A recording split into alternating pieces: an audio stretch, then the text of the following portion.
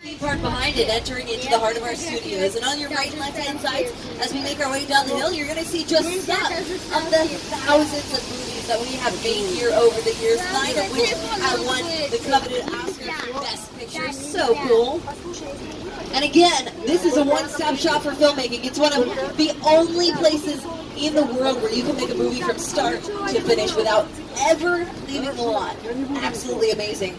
Now, this is considered one of the strangest cities in the world, and we are our own city. We have our own zip code. We have our own fire station 51 on the right-hand side. We also have our own police station, and we have our own hospital on site. The only difference between our city and yours is that we make movies here, and we make a lot of them. A lot of them. Again, this is one of the most active filming locations in the world. We're going to be entering into our front lot very soon. And our front lot is filled with sound stages, absolutely filled with them. We have 28 sound stages here on our lot we're going to get to see, and these sound stages are all about creating convenience for filmmakers, and they are convenient. They're 98% soundproof. They have walls that are 5 times thicker than the walls you have at home. Speaking of sound stages, on your left-hand side, we're now passing Sound Stage 12. Sound Stage 12 is currently home to the hit singing show competition, The Voice. The Voice is about to enter its 15th season. That 15th season will feature coaches Adam Levine, Blake Shelton, Kelly Clarkson, and Jennifer Hudson. Be on the lookout for that one. Now, Soundstage 12 is also one of the biggest sound stations we have here at Universal Studios, and because of its size, it's been home to some of the largest sets we've ever had. I'm talking about the Visitor Center from Jurassic Park, Scarface's mansion, Dracula's castle, Frankenstein's lab. They were all inside of Soundstage 12. Absolutely incredible.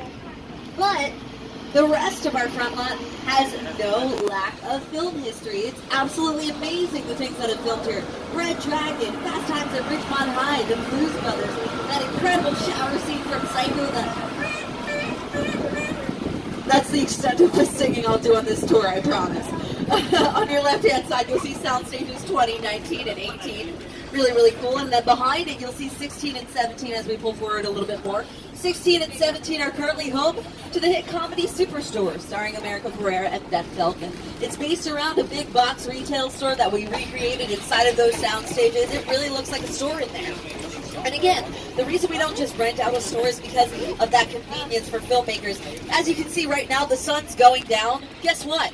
The sun never goes down inside of there. We can make it look like daytime all day, all night. It's amazing. Also, say we have to make something explode. We can't do that in a regular retail store, but we can right here on our lot. Now on the left-hand side, we're passing Soundstage 21, and Soundstage 21 is also used for Superstore, but it's been home to some incredible sets. I'm talking about Mission Control. Apollo 13 built all of Mission Control inside of there for that film. Really, really cool. Also, it's where they tested the mechanical shark from Jaws. They filmed things in there like Snow White and the Huntsman, and also the Skeleton Key with Kate Hudson. We don't just film movies here, we film a lot of TV. This area that we are in right now is known as Sitcom Alley. And Sitcom Alley has been home to some of the longest running and most successful TV shows ever to air on television.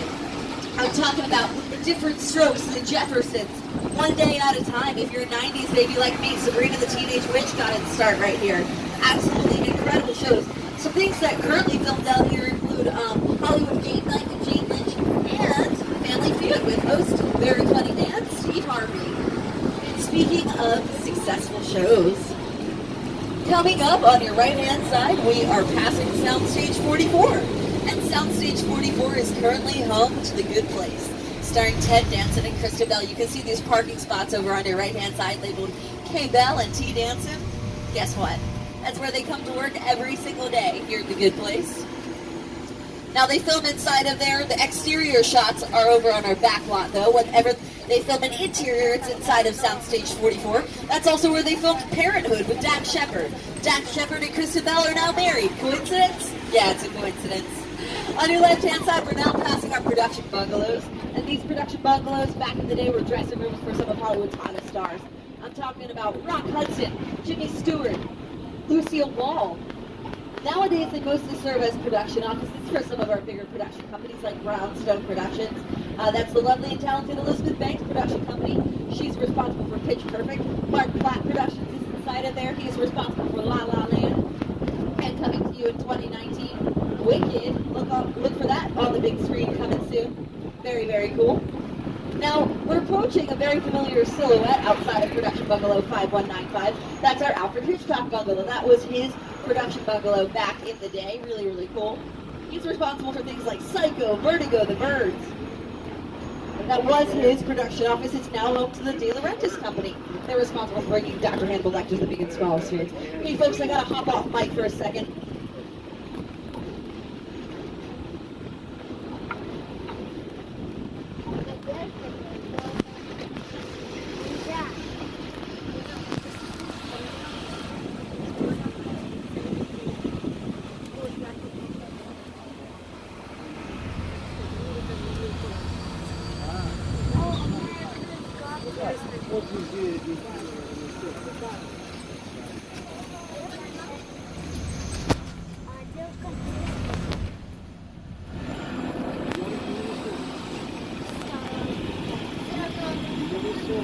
Sorry about that, folks. You might have seen that red light going outside of sound stages 22 and 23 that we passed. Those are two of our newest sound stages.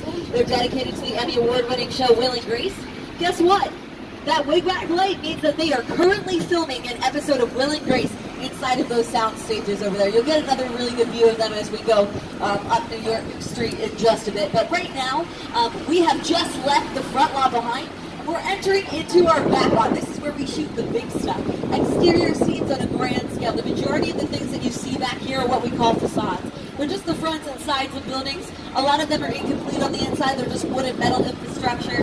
Really, really cool being back here. Some of your favorite things have filmed back here. But around the corner, we're going to be turning on to New York Street, the Big Apple. And who better to tell you about New York Street than our old pal Jimmy? After all, that is where he films this Tonight Show.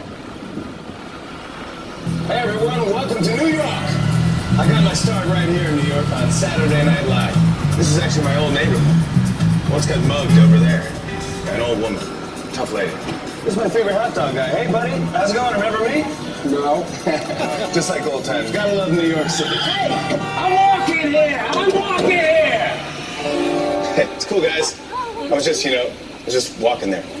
So it's not exactly New York, but a lot of times when you see New York in the movies, it was shot right here on the Universal Metro sets. If you can make it here, you can make it anywhere. Even if you make it here on the Universal lot.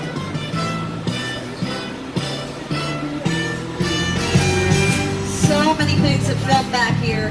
We filmed episodes of Brooklyn Nine-Nine, How I Met Your Mother, American Ninja Warriors.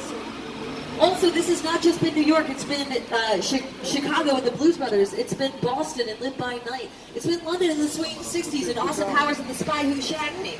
So cool, so many things have filmed back here. Okay folks, I'm going to go ahead and hop off mic again, just because we are going to be passing those Will and Grace stages again. They are currently filming an episode of Will and Grace. So cool. Again, this is a very active filming location. Really, really awesome.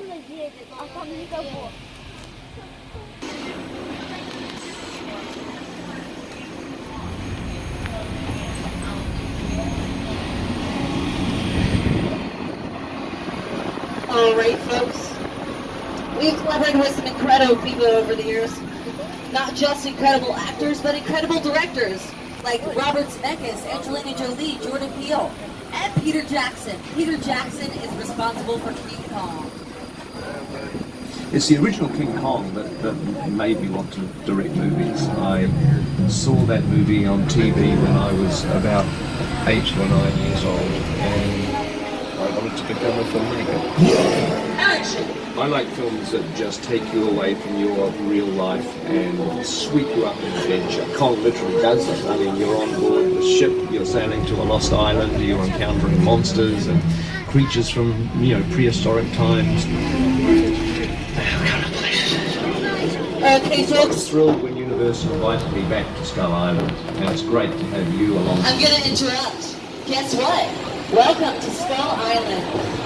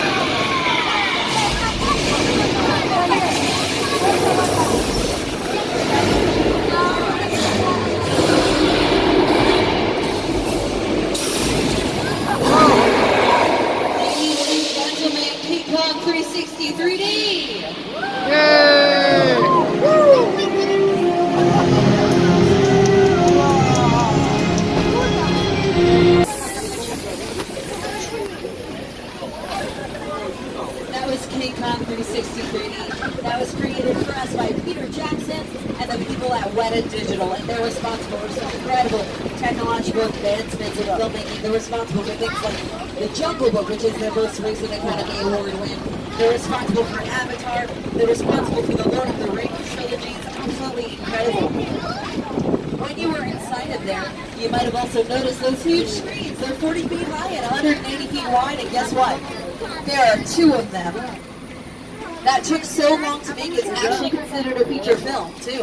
When you were inside of there, you also might have noticed, if you took a deep breath in, it even smells like the jungle in there. Kind of like my brother's room on a bad day. Ugh. And on your right side, you'll see my last tour. Awkward. You'll be okay. You'll be okay, I think. Maybe. We'll figure it out as we go along, right? No way to figure that out unless we keep going. Okay, folks. Now, when we were inside of King Kong 360 3D, you might have noticed that part of the tramp got pulled onto the screen. When that happened from that moment on, it is what we refer to as a picture car. And a picture car can be any kind of automobile that appears on screen. It could be a bus, it could be a plane, it could be a train. In just a second on the left-hand side, you're going to get to see some other incredible picture cars. And some of these picture cars have become just as famous as the people that drive them.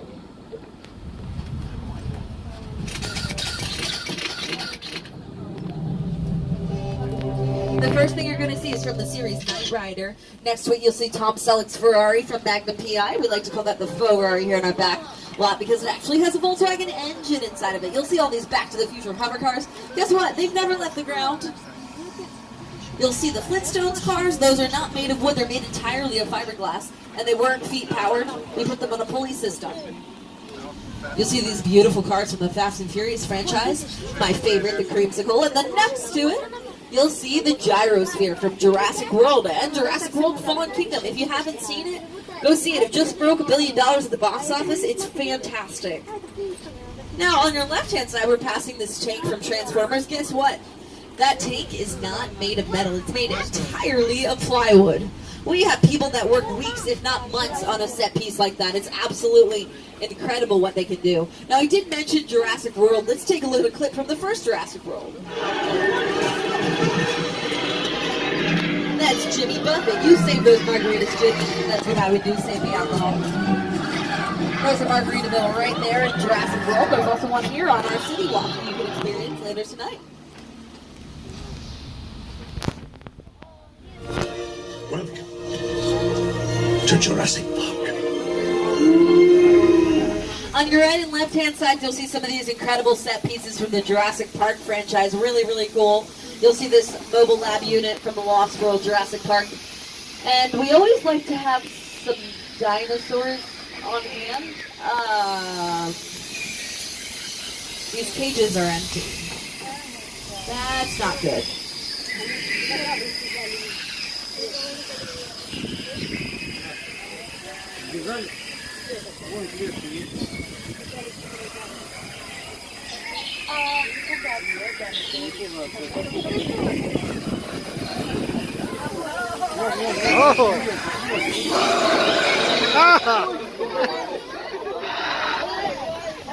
I wanted the news, not the weather. Speaking of weather, weather plays a huge role in all of the Jurassic Park franchise movies, but weather can be a bit of a challenge for filmmakers here in sunny Southern California, and that is because we just have the same old boring sunshine day in and day out.